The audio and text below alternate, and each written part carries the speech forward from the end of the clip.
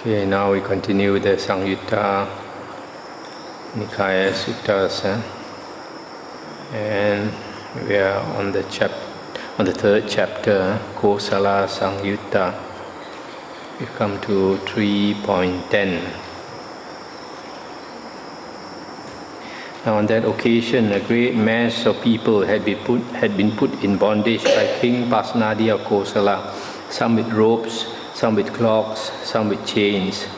Then in the morning, a number of monks dressed and said to the Blessed One, "Here, Venerable Sir, a great mass of people have been put in bondage by King Pasenadi of Kosala, some with ropes, some with clogs, some with chains." Then the Blessed One, having understood the meaning of this, on that occasion recited these verses. That bond, the wise say, is not strong, made of iron, wood or rope, but infatuation with jewelry and earrings, anxious concern for wives and children.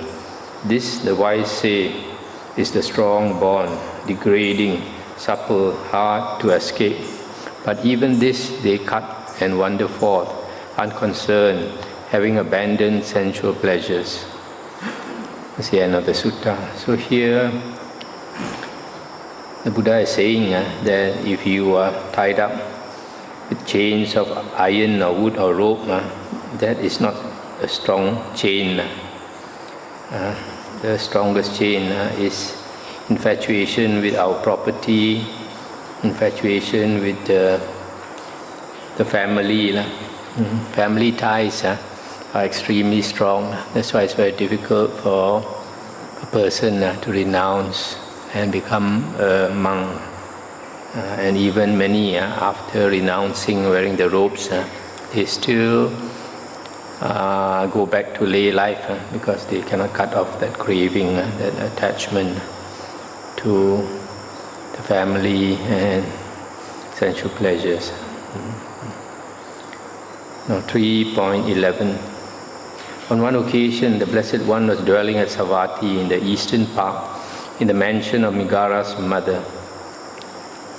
Stop here for a while. Megara's mother refers to this Visakha's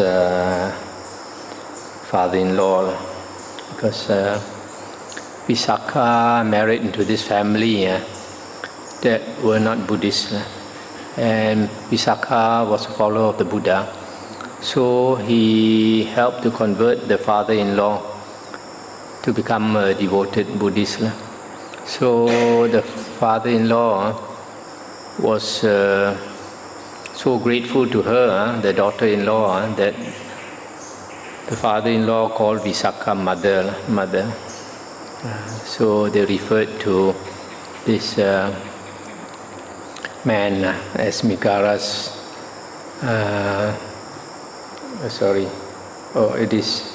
and they referred to this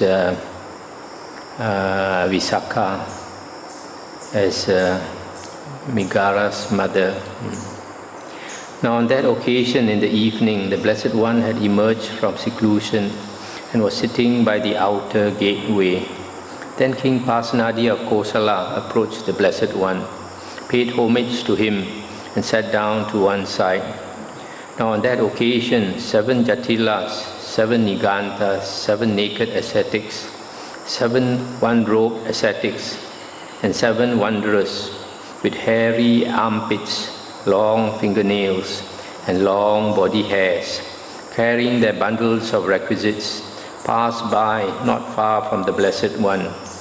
Then King Pasenadi of Kosala rose from his seat, arranged his upper robe over one shoulder, knelt down with his right knee on the ground, and raising his joined hands in reverential salutation towards the 7 Jatilas, 7 Nigantas, 7 naked ascetics, 7 one-robed ascetics, and 7 wanderers, he announced his name 3 times. "I am the king, Venerable Sirs, Pasenadi of Kosala. I am the king, Venerable Sirs, Pasenadi of Kosala. I am the king, Venerable Sirs, Pasenadi of Kosala." Let's stop here for a while. You see, this King Pasenadi, when he saw all these ascetics go by, he paid respect to them. These are the different classes of ascetics. And some of them, you see, they have hairy armpits, some with long fingernails, some with long body hairs, etc. Then not long after those Jatilas, etc. had departed, King Pasenadi of Kosala approached the Blessed One, paid homage to him, sat down to one side and said to the Blessed One, "Those, Venerable Sir, are to be included among the men in the world who are Arahants or who have entered upon the path to Arahantship." And the Buddha said, "Great King, being a layman who enjoys sensual pleasures, dwelling in a home crowded with children, enjoying the use of Cassian sandalwood, wearing garlands, scents and unguents, receiving gold and silver, it is difficult for you to know these are Arahants or these have entered upon the path to Arahantship." Stop here for a while. Here the Buddha is saying a lay person who dwells in the home, enjoying all these worldly pleasures. This Cassian sandalwood is sandalwood from Kasi, famous city.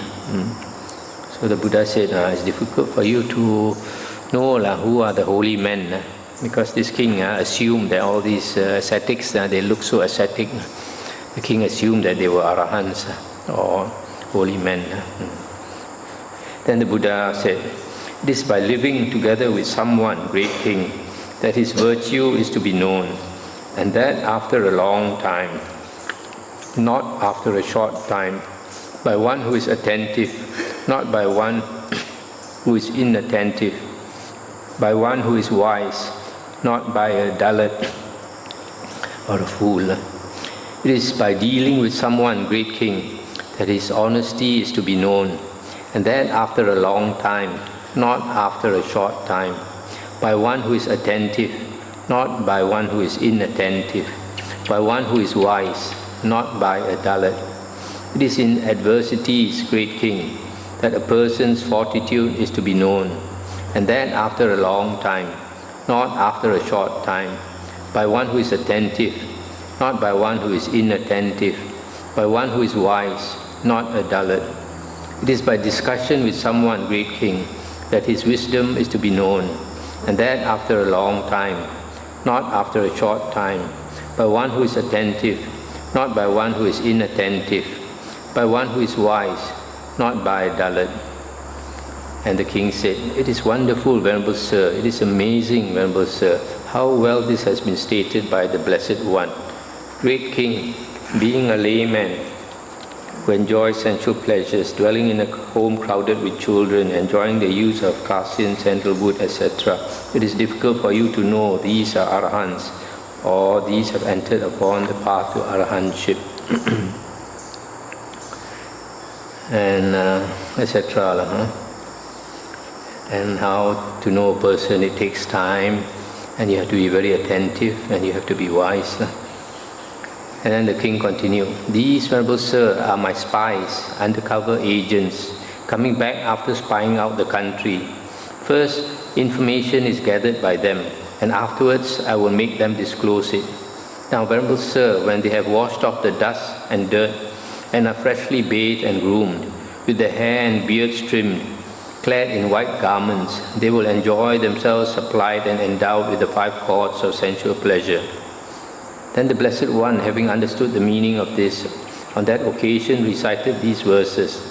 "A man is not easily known by outward form, nor should one trust a quick appraisal, for in the guise of the well-controlled,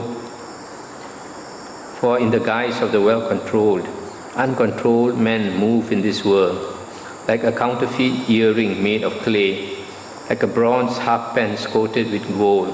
Some move about in disguise, inwardly impure, outwardly beautiful." That's the end of the sutta. So the Buddha is saying, you want to know a person, it takes a long time, and you have to associate closely with that person, either live with him or associate much with him, and then you have to be very attentive. And you have also got to be a very wise person to judge another person.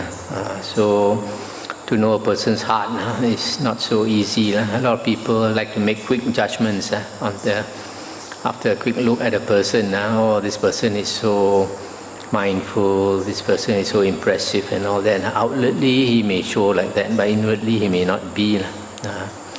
So that's why the king agreed, and the king says, I have spies, I have a lot of spies. They go and spy, find out information for me.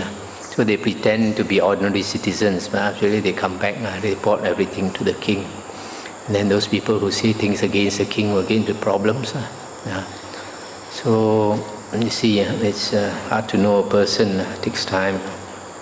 That's why it's not wise to judge a person, especially a person on the spiritual path.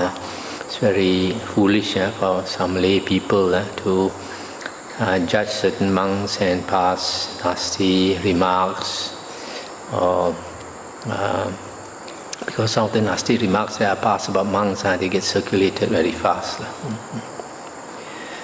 3.12 at Savatthi. Now on that occasion, 5 kings headed by King Pasenadi were enjoying themselves, supplied and endowed with the 5 chords of sensual pleasure. When this conversation arose among them, what is the chief of sensual pleasures? Some among them said, forms are the chief of sensual pleasures. Some said, sounds are the chief. Some odors are the chief. Some tastes are the chief. Some tactile objects are the chief. Let's stop here for a moment. These 5 chords of sensual pleasure are forms, beautiful forms, like men like to see beautiful women like to see handsome men.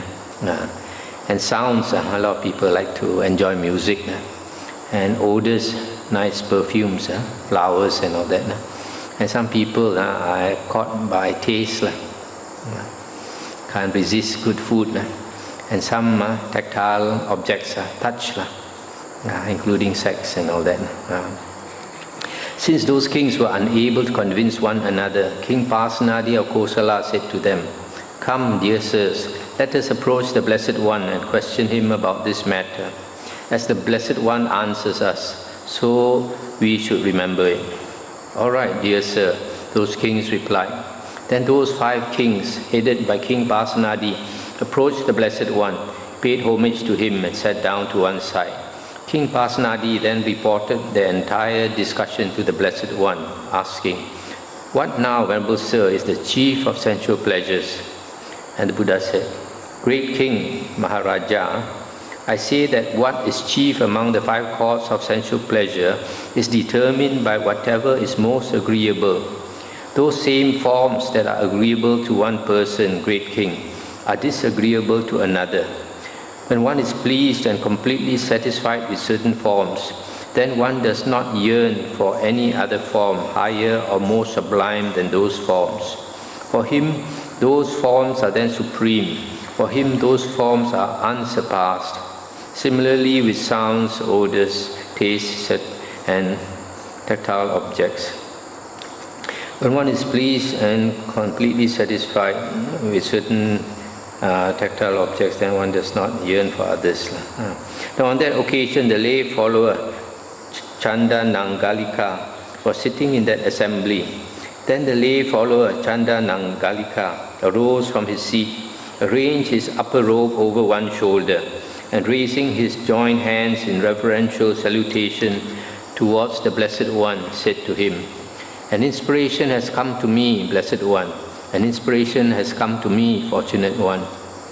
And the Buddha said, "Then express your inspiration, Chanda Nangalika." Then the lay follower Chanda Nangalika, in the presence of the Blessed One, extolled him, praised him with an appropriate verse. As the fragrant red lotus, Kokanada, blooms in the morning, its fragrance unspent, behold Angirasa, the radiant one, like the sun beaming in the sky. Then those 5 kings bestowed 5 upper robes upon the lay follower Chanda Nangalika. But the lay follower Chanda Nangalika bestowed those 5 upper robes upon the Blessed One. That's the end of the sutta.